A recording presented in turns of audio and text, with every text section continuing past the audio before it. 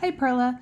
I wanted to look at your homework because I think that the explanation on this homework, and this is the week 7, day 2 homework. So I just printed out one page of your assignment here, and you're doing really, really great work. I see that you're getting the rise right and the run, and then you're using that to find the ROC. And it's actually just a small thing when you go to do the equation.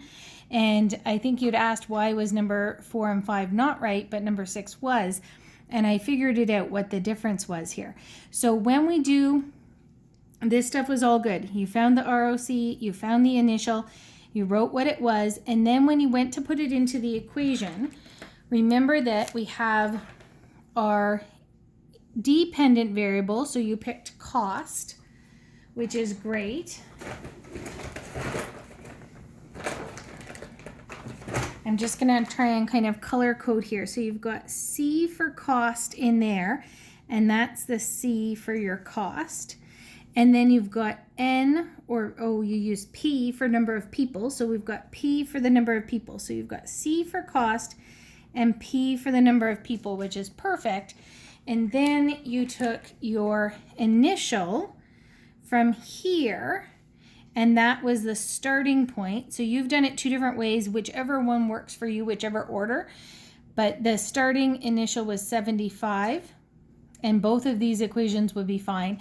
The trick here is that this second number is supposed to be the ROC. And when you found the ROC, it was actually $10 per person. So here, you've taken, I think, the number from your rise instead of the calculated ROC. So you want this equation should instead be C equals 75 plus 10P, because you've gotten the 10 as your ROC after you calculated it. Whereas you went back and put, I think, the 200 from your rise column. And then that's the same thing here. In number 5, you've got your ROC is 200, but the number you put in your equation is 1,000, which was the number in the rise column. Okay, the difference with number 6 was that in number 6, it had a rise of 40 and a run of 1. So here your rise and your ROC are actually the same, and that's why that one was correct.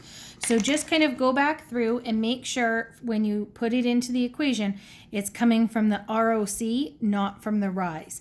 So this one should be 6,000 plus 200, 200M, and then this one would be the 140 plus 40H, which is correct, but this one would be 10. So whatever the ROC column is, that's what goes in your equation, not the numbers from rise or run.